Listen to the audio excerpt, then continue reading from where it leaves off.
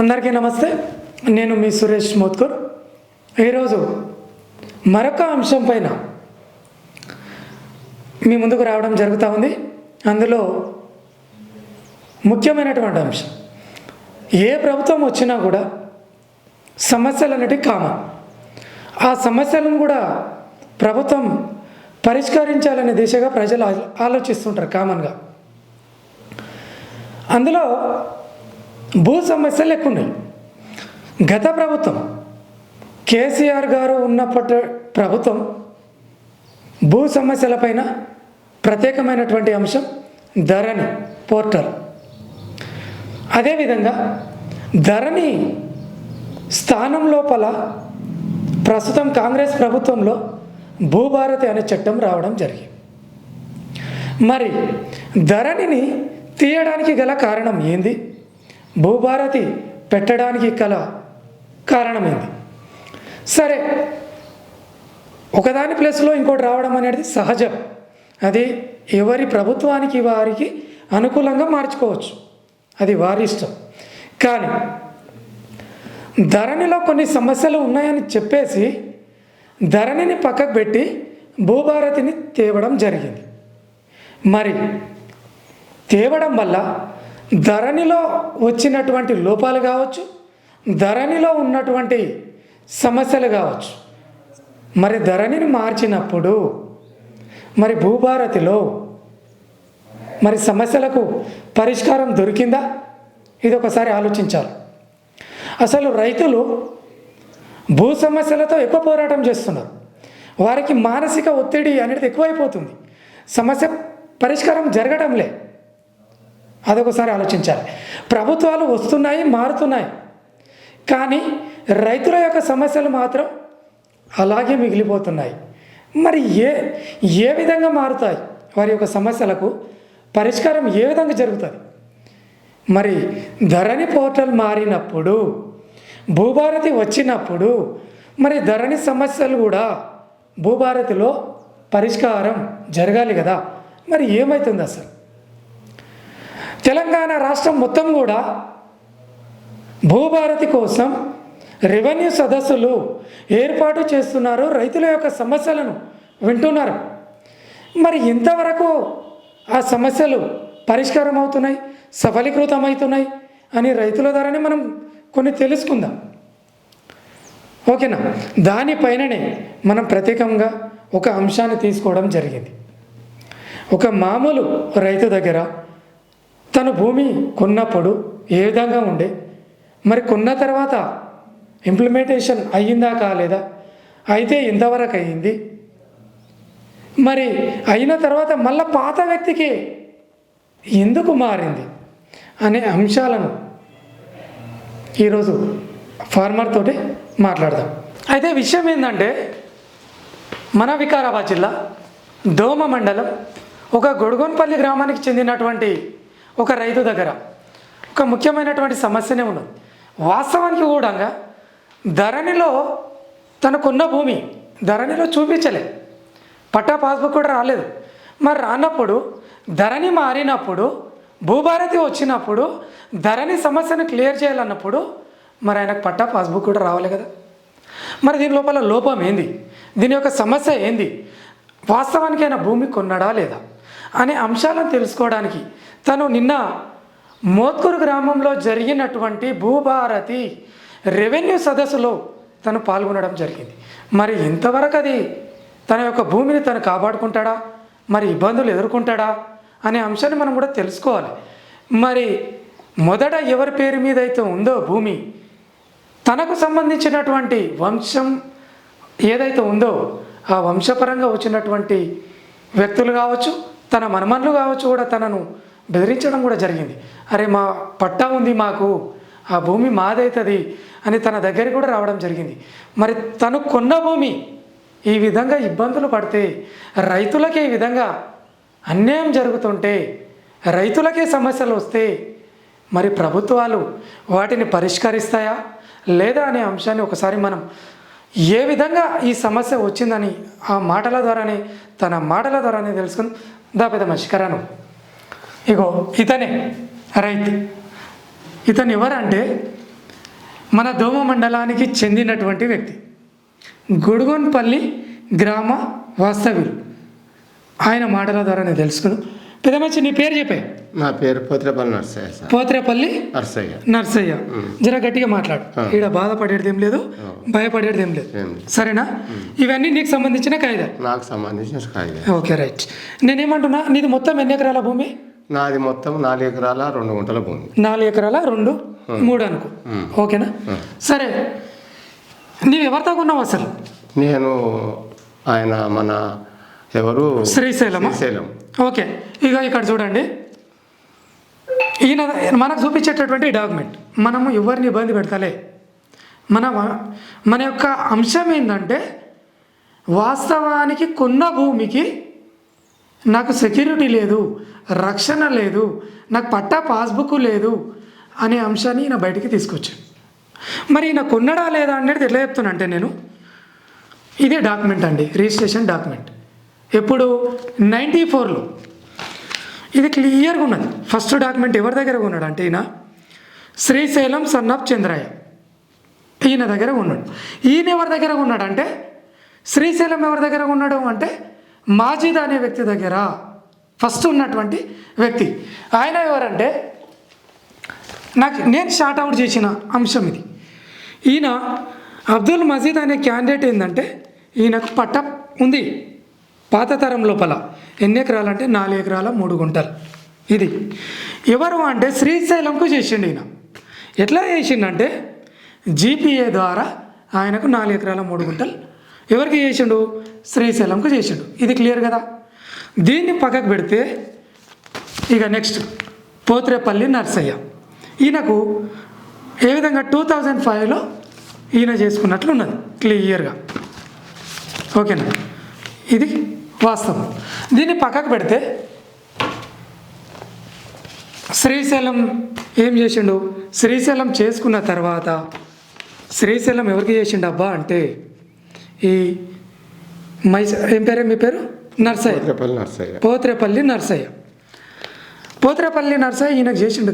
పోత్రేపల్లి నర్సయ్యకు శ్రీశైలం చేసిండు. ఈ 2 డాక్యుమెంట్లు క్లియర్గా ఉన్నాయి. ఓకేనా? సరే, వీడి వరకు జరిగింది. 2005లో ఈయన చేసుకున్నాడు, అయిపోయింది.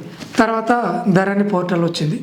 2005 నుంచి కూడా మాన్యువల్గా ఉన్నటువంటి పానీలు ఉన్నాయి, కానీ పానీలు అయితే ఉన్నాయి, ఈయన అన్నీ క్లియర్గా ఉన్నాయి. కానీ ధరణి పోర్టల్ వచ్చినాక ఈయనకు రాలే. అర్థమైంది కదా? సమస్య అనేది క్లియర్గా వచ్చేసింది. ఎప్పుడైతే ధరణి పోర్టల్ వచ్చిందో ఈయన మీద లేదు. ఇక అప్పటి నుంచి మరి ధరణి పోర్టల్ వచ్చినాక పట్టా పాస్బుక్ రాలేదు నీకు. మరి రాకుంటే నువ్వు అధికారుల దగ్గరికి పోయినావా? అధికారుల దగ్గరికి పోతే అది దాంట్లో చూపుతలేదు. ఏమిట్లా? దాంట్లో ఆన్లైన్లో చూపుతలేదు అన్నారు. అన్నప్పుడు నువ్వు మరి పానీలలో ఉంది సార్, మరి నాకు ఎక్కియాలంటే అడిగితే కూడా ఇక్కడ వాళ్ళు పట్టేదారులు వచ్చి తిప్పలే వాళ్ళు అడ్డం వస్తున్నారంట అని చెప్పి. అంటే ఎందుకంటే ఆన్లైన్ ద్వారా వాళ్ళకి మళ్ళీ పోయి ఇప్పుడు ధరణి వచ్చినాక నువ్వు కొన్నాక అడిగిన మార్పు కాలేదు. అంతకుముందు నాకు లోన్ కూడా తెచ్చుకున్నా సార్. అంతకుముందు ధరణి రాకతోటి లోన్ కూడా ఇచ్చిండ్రు, బ్యాంకులో లోన్ ఇచ్చిండ్రు. లోన్ తెచ్చుకున్నా, మళ్ళీ కట్టినా. ఎన్ని పైసలు తీసుకున్నావు? అప్పుడు 10,000 ఇచ్చిండ్రు ఒకసారి. మళ్ళీ తావి కట్టినాక 15,000 ఇచ్చిండ్రు. ఓకే. ఇక తర్వాత మళ్ళీ ఒకసారి 15,000 తెచ్చుకున్నా. 3 సార్లు ఇచ్చిండ్రు. ఈ తర్వాత ఈ ధరణి వచ్చినాక కొత్త బుక్ లేదు నాకు, అది రైతు బంధు లేదు, ఏది లేదు. రైట్. ఇక చూడండి, ఒకటి అంశం, ఈయన కొన్నాక లోన్ వచ్చింది 4 ఎకరాల భూమికి, అది మనకు అర్థమైపోయింది. ధరణి వచ్చినాక మాత్రం అంటే ధరణిలో ఏం జరిగింది? ఎవరైతే ఫస్ట్ పట్టదారులు ఉందో వాళ్ళకు పోయిందని అర్థమవుతున్నది. ధరణి తప్పు అని ఇప్పుడున్న ప్రభుత్వం చెప్పింది కాబట్టే పాత వాళ్ళకు బుక్కులు పోయినాయి. అంతే కదా? అంతే మరి ధరణి ప్లేస్లో ఇప్పుడు ఏమైంది? భూభారతి చట్టం వచ్చినప్పుడు ఇవి సరిచేయాలి కదా. మరి సరే, మీకు సరిచేయడానికి ఛాన్స్ లేదు. మాకున్న సమాచారం ప్రకారం ధరణి చట్టం ప్రకారం ఈయనకు రాలేదు, పాత వాళ్ళకు పోయింది. భూభారతి చట్టం ప్రకారం కూడా సరే ఆన్లైన్లో ఉన్న వాళ్ళది వీళ్ళకి మార్చాలంటే కష్టం ఉండొచ్చు, మీకు కూడా కష్టమే, దాన్ని కాదంటలేను. మరి ఈయనకు పరిష్కారం ఎట్లా? ధరణిని పక్కకు పెట్టినప్పుడు భూభారతి ముందుకు వచ్చినప్పుడు భూభారతి ప్రకారం ఈయన మీద ఏం కావాలి? మీరు మార్పు చేయాలన్నప్పుడు పాత వాళ్ళు ఒప్పుకోరు అన్నప్పుడు వీళ్ళకు ఒక సలహాను సూచన మీరు మార్పు చేయాలన్నప్పుడు పాత వాళ్ళు ఒప్పుకోరు అన్నప్పుడు వీళ్ళకు ఒక సలహాను సూచనను ఏదో ఒకటి ఇవ్వాలన్నప్పుడు ఇవన్నీ మీరు ఎంక్వైరీ చేయాలి. భూభారతి చట్టం ప్రకారము ఈయన మీరు కాస్తలు ఉన్నారా? కాస్తలు నేనే ఉండాలి. ఎప్పటికీ వ్యవసాయం చేస్తున్నావు? 60 ఏళ్ళ నుంచి బీడి లేదు, ఎప్పటికీ చేస్తూనే ఉన్నా. ఇప్పుడు కూడా నేనే ఉండా. బోర్ వేసిన, భూమి జరగొట్టిన, అడ్డలు పోసిన, మా తాత ఉన్న జమానం నుంచి కాస్తలు. మరి చూడండి, మీరే అన్నారు, ఏమంటున్నారు? కాస్తులు ఎవరికి ఉంటే వాళ్ళకి సపోర్ట్ చేస్తాము అన్నారు. ఓకేనా? మీరు ఎంక్వైరీ చేసుకోండి. వాస్తవానికి చెప్తున్నా, రైతులకు వచ్చేటటువంటి మొదటి సమస్య ఏంటంటే పట్టాలు వేరే వాళ్ళకు ఉంటాయి, కానీ పొజిషన్లో కబ్జాలో మాత్రం దున్నుకునేది, పంటలు పండించేది మాత్రం రైతులే. కాబట్టి ఇలాంటి సమస్యలను మీరు వెంటనే పరిష్కరించే దిశగా మీకున్న రైట్స్ ప్రకారం వెళ్ళండి. మేము ఆర్డర్ చేయట్లే, రిక్వెస్ట్. ఎందుకంటే కొంత ధరని ప్రాబ్లం ఉండొచ్చు. సరే, ఇప్పుడు భూభారతి ఏం జరుగుతుంది అనేది మీ ఇష్టం. అది కాబట్టి మనం చేయాల్సిన అంశం ఏంటంటే, ఇలాంటి రైతులకు వాస్తవానికి తను భూమి కొన్నాడు, పొజిషన్లో ఉన్నాడు, మరి పట్టా పాస్బుక్ కూడా రావాల్సిన అవసరం ఉంది. కాబట్టి ఇలాంటి రైతులను ఇంకొకటి పెద్ద మనిషి అధికారుల దగ్గరికి మీరు పోయారు. నిన్న కానీ మొన్న కానీ ఈ మధ్యకాలంలో కానీ రైతు రెవెన్యూ సదస్సులని జరుగుతూ ఉన్నాయి. మరి అక్కడ రెవెన్యూ సదస్సులోకి వెళ్ళిన వాళ్ళు ఏమన్నారు? మొన్న ఈ దరఖాస్తు ఇవ్వమంటే ఇచ్చిన. ఏమన్నారు మరి? అదే కాగితం ఇచ్చిన, నోటీస్ ఇచ్చిండ్రు, 20 తారీఖు తర్వాత చూస్తామన్నారు. రైట్. అంటే సమస్య మీ వరకు వచ్చింది. ఇప్పుడు దోమ మండలం ఎంఆర్ఓ గారు గోవిందమ్మ గారు ఉన్నారు ప్రస్తుతం. ఆల్రెడీ రెవెన్యూ సదస్సులో తను మీకు అప్లికేషన్ కూడా పెట్టడం జరిగింది. కాబట్టి ఈ సమస్యను మీరు వాస్తవానికి ఈ డాక్యుమెంట్ కరెక్టా కాదా మీరు ఎంక్వైరీ చేసుకోండి. నేను చెప్పడం కరెక్టే అంటలేను, నేను చెప్పిందే వేదం, నేను చెప్పిందే సత్యం అని కూడా నేను అనట్లే. ఈయన దాదాపు 4 ఎకరాల పట్టదారు కావాలి, ఆల్రెడీ పొజిషన్లో ఉన్నాడు. మరి ఇలాంటి భూమిని మీరు వాస్తవానికి ఇప్పుడు ఎవరైతే పట్టదారులు ఉన్నారో వాళ్ళ తాతలు అమ్మినరా, వాళ్ళ మనమన్లు అమ్మినరా, ఎవరమ్మినా కూడా ఒక డాక్యుమెంట్ అయితే ఉంటుంది. ఆ డాక్యుమెంట్ ప్రకారం ఈయనకు చెల్లుతుంది, ఈయనకు వచ్చింది అంటే తొందరగా మీరు చేస్తే రైతు కూడా సంతోషపడతారు. ఇలాంటి ఎంతోమంది రైతులు ఇంకా బాధలో ఉన్నారు. కబ్జాలో ఒకరు ఉన్నారు, పట్టాదారులు ఇంకొకరు ఉన్నారు. అది ఒకసారి ఆలోచించాల్సిన అంశం. భూభారతి చట్టం వచ్చిందంటేనే ఇది మన ప్రజల పాలన, ప్రజాపాలన, మన పాలన అని అంటున్నారు. కాబట్టి రైతులకు ఆశలు పెరిగినాయి. మేము కబ్జాలో ఉన్నాం, పట్టా వేరేల పేరు మీద ఉంది, మాకు చేయించాలి అని చెప్పేసి అంటున్నారు. సరే, అది చేసే పట్టలు చేయాలంటే కూడా దానికి కొన్ని రూల్స్ ఉంటాయి, అది పక్కకెడదాం. కానీ నిజమైనటువంటి రైతులు భూమి కొని కూడా కబ్జాలో ఉంటే మళ్ళీ పాత వాళ్ళకి పట్టలు పోవడం అంటే చాలా బాధాకరం. ఆల్రెడీ ధరణిలో అది జరిగింది కాబట్టే భూభారతి చట్టం వచ్చింది. కాబట్టి మీరు దీన్ని దయచేసి ఇలాంటి వ్యక్తులకు మీరు న్యాయం చేస్తే బాగుంటుంది. మేమనేది తప్పుడు దోవలో చేయండి అని మేమనట్లే, మాకు అది అవసరం కూడా లేదు. జెన్యున్గా ఇట్లాంటి డాక్యుమెంట్లు ఉన్నాయా చెక్ చేయండి. మళ్ళీ రిజిస్ట్రేషన్ డాక్యుమెంట్లు ఉన్నాయా, లేదంటే జీపీఏలు ఉన్నాయా, ఇంకేమని ఉంటే కూడా చూసి దానికి చేస్తే బాగుంటుందని మాకు అభిప్రాయం మాత్రమే తప్ప మిగతాది ఏం లేదు. ఏమంటావు పెద్ద మనిషి? అంతేనా కదా? అంతే అంతే. మాది మోత్కూరు. నీ పేరు? రవేణాలు ఎందుకు వచ్చేదో మాకు అర్థమవుతలేదు. అవి మా 100 సంవత్సరాలకు మేము కాస్తులు ఉన్నాము, పట్టాల వేరే వాళ్ళు ఉన్నారు. వీళ్ళని అడిగితే వాళ్ళను పోయి పైసలు ఇచ్చి చెప్పించుకోమంటున్నారు. ఇదే నా పద్ధతి, ఇల్లది ఇది ఏం చేయవచ్చారు వీళ్ళు. నువ్వు అడిగినావా? అడిగినా, నేను అడిగితే మేడం అట్లా అడుగుతున్నది. Okay, right. భాష కాజమియా కొడుకుని. ఇది మా నాయన చచ్చిపోయినంత వరకు భూమి మా తాత పేరు మీద ఉండే, ఆ తర్వాత మా పాలెల పేరు మీద పోయింది. అది ఎట్లా పోయిందో ఏమో, అడుగుతేనేమో చేసిస్తామంటారు కానీ చేసిస్తారు. అది సమక్ష ఏంది, ఏం చేయాలి అక్కడ? మా రెవెన్యూ సదస్సు పోయినావా దీనిలోకి? ఇందులో పోలే, ఇంకా పోదామంట చూస్తున్నాము. ఇది ఇన్ని సంవత్సరాల నుంచి అడుగుతున్నాను కానీ అది ఏమైతలేదు. అంటే పట్టా వేరే వాళ్ళ పేరు మీద ఉంది. వాళ్ళ పేరు మీద అయింది. పొజిషన్లో ఎవరు ఉన్నారు? పొజిషన్లో మేము ఉన్నాం. దున్నుడు మీరే దున్నుతారు. ఆ. సరే ఒకసారి వెళ్ళనైతే వెళ్ళిరండి లోపలికి. నీ పేరేం పేరు? సండిచంద్ర. ఏమైంది నీ సమస్య ఏంది చెప్పు. ఇంకేం దున్నని చేస్తలేరు భూమి. నీకు పట్ట అయిందా? పట్ట కాలేదు. భూమి కొన్నావా? కొన్నా నేను. ఎన్ని ఎకరాలు? ఎకరా. కొన్నట్లు ఏమైనా కాయిదాలు ఉన్నాయి? ఉన్నాయి కాగితాలు. మరి ఏమైంది పట్ట అయిందా? పట్ట కాలేదు, చేస్తలేరు. సార్లకు చూపించినావా రెవెన్యూ సదస్సులో? చూపించిన. చూపెట్టు. ఏమన్నారు? ఈ కాయిదాలేనా? కాగితాలు. మరి ఏమన్నారు సారోళ్ళు? సారోళ్ళు ఆటోమేటిక్ ఏమంటున్నారంటే పట్ట అయిపోయింది దున్నుకోపో అంటున్నారు. అంటే రాణిస్తలేరు సార్ అంటే. పాస్బుక్ వచ్చిందా మరి పట్ట అయితే? రానదికే అడుగుతున్నారు వాళ్ళను. ఏమంటున్నారు మరి బుక్ ఎప్పుడు వస్తుందంట? బుక్ వస్తుంది కానీ పో అంటున్నారు సార్. అంతేనా? వస్తుంది కానీ పో అంటున్నారు. ఎట్లా ఉన్నది మరి పరిస్థితి? పర్వాలేదంటావా? ఇట్లా వచ్చుకోము లాభం లేదంటావా? లాభం లేదు మరి. ఉండవాసం చెప్పమంటే చెప్పడానికి ఇంకేంది. అంతేనా? నీ పేరు? నా పేరు మడుగు సీను. ఎవరు? మోత్కూర్. నీ సమస్యని చెప్పు. Missing survey number. ఎన్ని రోజులైంది? 3 years అవుతుంది. ఓకే. కంప్లైంట్ పెట్టినావా? అప్లికేషన్? అప్లికేషన్ పెట్టినా, ఆన్లైన్లో పెట్టినా. ఆన్లైన్లో పెడితే ఆర్ఐ సార్ దగ్గరికి 2-3 సార్లు పోతే ఫార్వర్డ్ చేయడం జరిగింది. ఆర్ఐ సార్ పేరు? శివప్రసాద్. శివప్రసాద్. ఓకే. ఏమన్నాడు? ఫార్వర్డ్ చేసినాము, కలెక్టర్ ఆఫీస్కి వెళ్ళింది. అక్కడ నుంచి అప్రూవల్ రాగానే చేస్తామన్నారు. చేస్తామని ఇక చేయలేరు. మళ్ళీ పోతే ఆడ అప్రూవల్ రాలేదని చెప్పింది. ఓకే. రాలేదని చెప్తే ఇక మళ్ళీ 2 సార్లు కలెక్టర్ ఆఫీస్కి అడిగిపోతే ఫైల్ పెండింగ్లో పడ్డది అని చెప్తే ఇక మళ్ళీ ఇక్కడికి వస్తే మళ్ళీ కొత్తగా అప్లై చేయమన్నారు. ఇప్పుడు రెవెన్యూ సదస్సు మోత్కూర్లో జరుగుతుంది కదా? అవును. మీరు పోయి అధికారులను కలిసారా? అవును సార్, ఆర్ఐ సార్ని కలిసిన. ఏమన్నాడు ఆర్ఐ సార్? ఇప్పుడు ఎవరు ఉన్నారు? సుదర్శన్ సార్. సుదర్శన్ సార్. ఏమన్నాడు? ఆయన మళ్ళీ అప్లై చేసుకోండి, మళ్ళీ ఇప్పుడు అప్రూవల్ అవుతుంది అని అంటున్నాడు. మరి ఇప్పుడు రెవెన్యూ సదస్సులో ఏమవుతుంది సార్ అని అడిగినావు? ఏమవుతుంది సార్ అంటే ఇప్పుడు క్రౌడ్ ఉంది అని ముచ్చట. క్రౌడ్ ఉన్నది అంటున్నాడు. అంటే నీకు అక్కడ తీసుకొని రావాలి మొత్తం కాగితాలు మొత్తం, ఇంకా మిగతా అన్ని కాగితాలు అన్నీ తీసుకొని దాంట్లో ఎవరెవరు సర్వే నెంబర్లు ఎంతమంది ఉన్నారో వాళ్ళు రాండి అంటున్నాడు. అంతేనా? ఏం జరగలేక? నీ పేరు? మహబూబ్. నా పేరు సలీంసా కొడుకుని, మోత్కూర్ మాది. ఓకే. మా భూమి గురించి ఇది మా పేరుగుంట కావట్లేదు, మా నాయన పేరుగుంట ఉంది, క్లియర్గా ఉంది. కాకపోతే ప్రైవేట్లో పడ్డది, మా పేరుగుంట కావట్లేదు.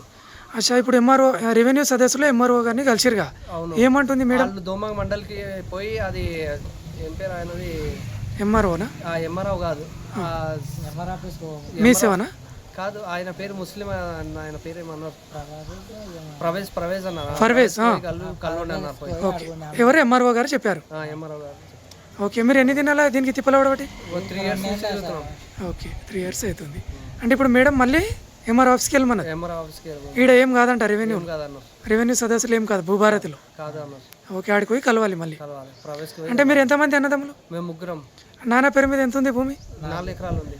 3 అన్నదమ్ములా కావాలి? 2 అన్నదమ్ములకు కావాలి. 2 అన్నదమ్ములకు కావాలి. ఒక అన్నకేమో సీట్లు ఇచ్చేసినాము. ఓకే. ఓకే. ఇక్కడ 2 అన్నదమ్ములకు కావాలి. అచ్చా, ఒకరికి అక్కడ, ఇద్దరికి ఇక్కడ. అంతే. ఇది మీకు తండ్రి పేరు మీద నుంచి కొడుకులో కావాలి? కొడుకుల పేరు మీద దానికి కావాలంటే భూభారతిలో ఏమైతే లేదు, భూభారత్లో ఏం కావట్లేదు.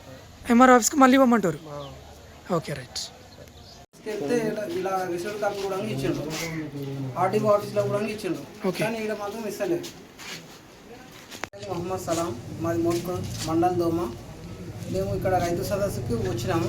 వచ్చి మా సమస్యను చెప్పినాము, అధికారుల దృష్టికి తీసుకెళ్ళినాం. కానీ వాళ్ళు ఏమంటున్నారంటే డైరెక్ట్ కోర్టులో వేసుకోండి, కోర్టు నుంచి తీసుకోండి అని చెప్పడం జరిగింది. కానీ మా సమస్యకు మేము సమస్య ఇచ్చినట్లు మాకు ఎలాంటి రిసీవ్డ్ కాపీ కూడా ఇవ్వలేదు. మళ్ళీ ఇదే విధంగా మేము కలెక్టర్ ఆఫీస్కి కూడా వెళ్ళినాం. అక్కడ సమస్య విన్నారు. ఆర్టీఓ దగ్గరికి కూడా వెళ్ళినాం. అక్కడ కూడా మాకు రిసీవ్డ్ కాపీ అంటే అక్నాలెడ్జ్మెంట్ ఇచ్చారా? Acknowledgement, received copy. అంటే ఇప్పుడు భూభారతి రెవెన్యూ సదస్సులు ఇస్తలేరా? ఇస్తలేదు. అంటే మరి ఎట్లా ఎంట్రీ చేసుకుంటారు? పేరు రాసుకుంటారా? ఏం రాసుకుంటలేదు, జస్ట్ వచ్చి చూడడం, వెళ్ళిపోవడం. చూసుకుంటున్నారు. వాళ్ళకి అవసరం ఉన్నాయి తీసుకుంటున్నారు, మిగతా వాళ్ళది మీది కాదు అని చెప్పేస్తున్నారు. అంటే ఈ సమస్యకు పరిష్కారం దొరికేటట్లు లేదా? అంటే ఈ విధంగా చూస్తే మాకు అసలు పరిష్కారం దొరికేటట్లు కూడా కనిపిస్తలేదు. అంటే భూభారతి కరెక్ట్ అంటారా కాదంటారా? అదే సమస్య సాల్వ్ అయితే మంచిది, సాల్వ్ కాకపోతే అది పెట్టి కూడా లాభం లేదు. ఎవరి పెళ్ళి? కాసు మీద నేనే ఉండవు. 50-60 సంవత్సరాల నుంచి కాసులో మేము ఉన్నాము, పంట పెడుతున్నాం, అంత అవుతుంది. రికార్డు వేరే వాళ్ళ మా కులాసులకు ఉంది. అది ఇప్పుడు రిజిస్ట్రేషన్ గురించి అడిగితే సార్ వాళ్ళు మీ తన ఏం డాక్యుమెంట్స్ ఉన్నాయి తీసుకురండి అంటున్నారు. ఇప్పుడు రెవెన్యూ సదస్సులో చెప్పినాను చెప్పిన మీ తన ప్రూఫ్స్ ఏమన్నా మీకు ఉన్నట్టు అప్పుడు ఏమన్నా రాసింది ఉంటే తీసుకురమ్మంటుండ్రు. మా తాన ఏం లేవు. ఓకే, దీనికి సొల్యూషన్ కావాలంటే నా తానైతే కాదంటుంది, కోర్టులో కేసు వేసుకోమంటున్నాను. వాళ్ళే అంటున్నారు, అధికారులే చెప్తారు కోర్టులో కేసు వేసుకోమని. అంటే ఇప్పుడు నువ్వు రెవెన్యూ సదస్సులో అడిగినావు ఈ మాట, అడిగితే ఆ మాట మన పేపర్స్ ఉంటే పాతవి తీసుకురన్నాడు. మా తాను మేము ఏం లేవు, పొజిషన్ ఉన్నట్టు మేము అంతే ఉన్నాము, కానీ రికార్డు మా తాను ఏం లేదు. రికార్డు వేరే వాళ్ళ దగ్గర ఉంది. రికార్డు వేరే వాళ్ళ దగ్గర ఉంది. కాకపోతే అప్పుడు తాతల జమానంలో ఇక్కడ నువ్వుండి ఇక్కడ నేను ఉంటాను అని చెప్పి పంచుకున్నారు తప్ప రికార్డు మార్చుకోలేదు. రికార్డు ఏమో అందరికి ఉంది. కబ్జాలో మీరు ఉన్నట్లు ఏమైనా ప్రూఫ్లు ఉన్నాయి? లేదు, ప్రూఫ్ భూమి మా భూమిది వేరే మీద సర్వే నెంబర్ తప్పబడ్డది. నెంబర్ తప్పబడ్డదా? నెంబర్ భూమి కాస్తులో ఉన్న కాస్త నేను ఉండ ఆనాడు నుంచి ఎన్ని సంవత్సరాలు తరం నుంచి నేను ఉండ 3 తరమే మాది. ఇప్పుడు వరకు నేను ఉండ, మా తాత పోయిండు, మా నాయన పోయిండు, నేను ఉండ. ఇది 3 తరం అయిపోయింది. ఈ పేపర్లు ఉండేవి ఎవరు ఏం కాదన్న. ఆ భూమి ఎవరి పేరు మీద ఉన్నది ఇప్పుడు? నువ్వు ఉన్నది కార్కొండ పేరు మీద ఉన్నది. అచ్చా, వేరే వాళ్ళ పేరు మీద ఉన్నది, కానీ నువ్వు కాస్తలో ఉన్నావు. కాస్త నేను ఉండ, సర్ నెంబర్ వాళ్ళ పేరు ఉన్నది. దీన్ని ఎట్లా చేయాలనేది ఆలోచన.